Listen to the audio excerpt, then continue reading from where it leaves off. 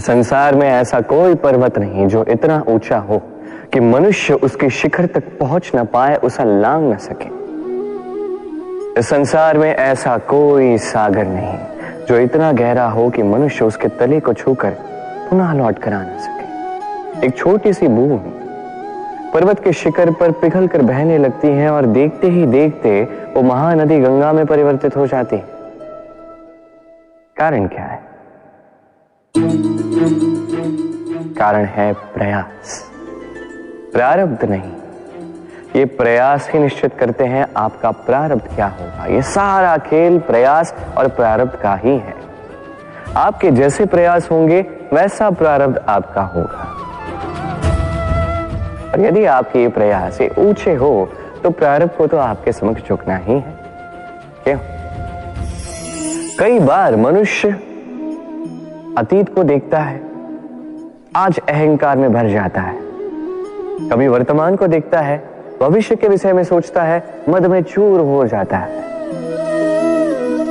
क्यों नहीं समझ पाता एक सरल सी बात? ये सृष्टि जो है, ये सृष्टि एक चक्र है जो बार बार आपको दोहराएगी, कठिन से कठिन परीक्षाओं पे आपको उतारेगी, जिस पर आपको उत्तीर्ण होना ही है। जो कल था वो आज नहीं है, ये सभी को ज्ञात है। जो आज है वो कदाचित कल नहीं होगा, ये भी आपको मानना होगा। एक मुस्कुराहट के साथ आपको शांत रहना है और कभी भी इस मन में अहंकार उत्पन्न होने नहीं देना है। बनिए उस हिमखंड की भांति। कदाचित वो इसलिए इतना ठंडा रहता है क्योंकि उसे ज्ञात है वो कल जल के रूप में था, आज बर्फ के रूप में तो है, किंतु कल पुनः वो जल के रूप में ही जाएगा। स्वयं को शांत रखें। कदाचित आज आप सफलता के शिखर पे हो, कदाचित ना। आपको हर एक दिन अवश्य देखना है। बस निरंतर प्रयास करते रहिए, हर परिस्थिति के लिए सज्ज रहिए और इसे संतुलन में लाएं। आपका कल हो आज या कल, आपके अच्छे दिन हो या बुरे दिन, सब पवित्र हो जाएंगे। संसार में कई बार ऐसा होता है, हम बड़ी समस्या में होते हैं, विपदा में होते हैं, और वो लोग जो हमारे समीप होते हैं, हमारे अपने होते हैं, वो हमारा त्याग कर चले जाते हैं। हम ऐसे में दुखी हो जाते हैं, निराश हो जाते हैं, फिर स्वयं चलकर उस समस्या से बाहर आते ही हैं। अब परिस्थिति चाहे जो भी हो, वो लोग जिन्होंने ऐसे समय पे आपका त्याग किया, उनसे क्रोधित होना, उनसे रुष्ट होना, ये अनुचित है। मैं तो कहता हूं कृतज्ञ रहिए। मैं तो कहता हूं उन्हें धन्यवाद कहिए कि उन्होंने ऐसे समय पे आपका साथ छोड़ा जब आपको उनकी सबसे अधिक आवश्यकता थी। क्योंकि या तो उनको विश्वास था कि आप स्वयं इस विपदा से बाहर चलकर आएंगे, या तो उनके त्याग के कारण आपने स्वयं का प्रोत्साहन बढ़ाया, स्वयं की शक्ति बढ़ाई और स्वयं उस आग से चलकर बाहर आए। अपने बुरे समय को आपने अपना अच्छा समय बनाया। अंत में आप और शक्तिशाली हो जाते हैं और श्रेष्ठ हो जाते हैं। और यही तो आपकी विजय है, जिसका कारण है उनका साथ छोड़ना। तो उन्हें धन्यवाद कहिए। धन किसी के लिए मोह है तो किसी के लिए मान, किसी के लिए भाग्य है तो किसी के लिए कर्मों की इच्छा है। देखा जाए तो यह धन कहीं ना कहीं मनुष्य के लिए अत्यंत आवश्यक भी है।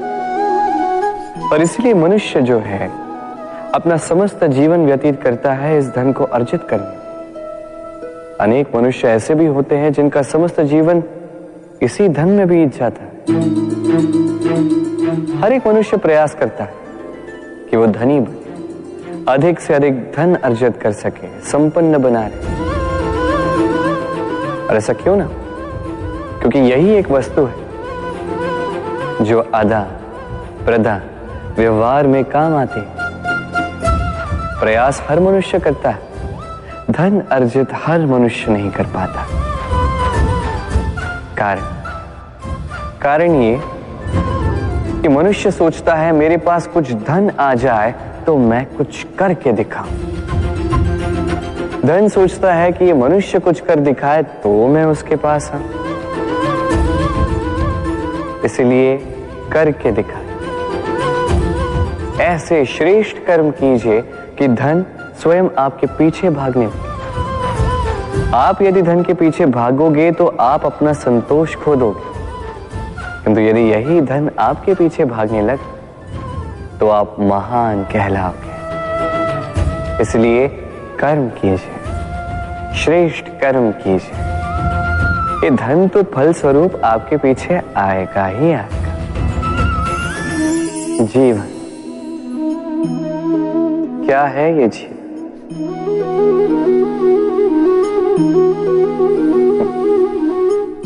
ये प्रश्न सबके मन में आता है। सबका मन इसी प्रश्न से चिंतित रहता